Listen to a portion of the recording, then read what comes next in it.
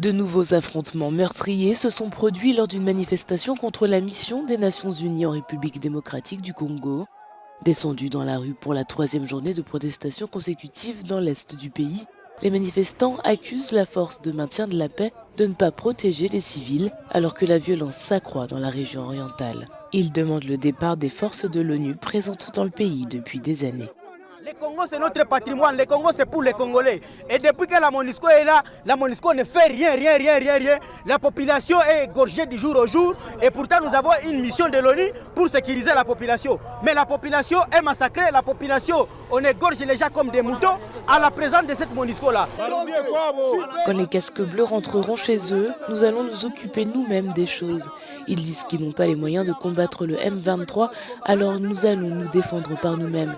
Si l'ONU ne part pas aujourd'hui, nous allons continuer à manifester jusqu'à ce qu'ils le fassent. L'est du Congo, riche en minerais, abrite une myriade de groupes rebelles et la sécurité de la région s'est détériorée malgré une année d'opérations d'urgence menée par une force conjointe des armées du Congo et de l'Ouganda. Au moins 15 personnes ont été tuées et des dizaines d'autres blessées lors des 2 jours précédents de manifestations dans l'est de la RDC. Un ton interpellateur que le maire de la ville de Goma, le commissaire supérieur principal Kapans Kamans Faustin, s'adresse à sa population et à tous les cadres de base suite aux affrontements répétitifs entre les M23 RDF et les forces gouvernementales autour du chef-lieu du Nord Kivu et spécialement en territoire de Massissi. Nous devons ouvrir grandement les yeux parce que la ville est sous pression des affrontements qui se passent dans les territoires de Massissi. J'en appelle à la conscience de tout le monde.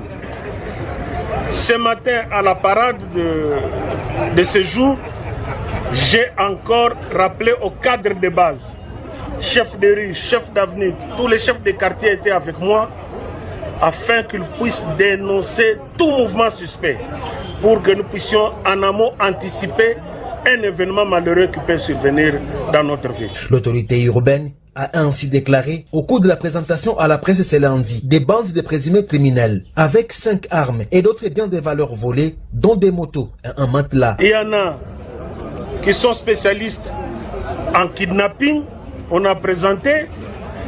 Il y en a qui ont fait les extorsions et ceux qui ont fait les visites domiciliaires avec le braquage.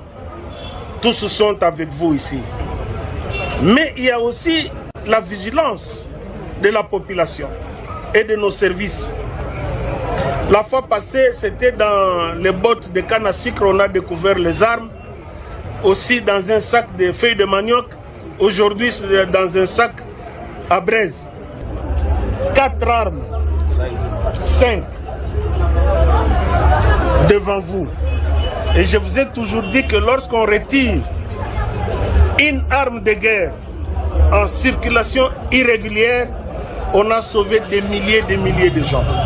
Notons que 3 sacs de chanvre saisis par les services spécialisés ont été incinérés sur ordre du maire de la ville et coordonnateur de l'opération Safi Chamouji, le commissaire supérieur principal Kapans Kamans Faustin.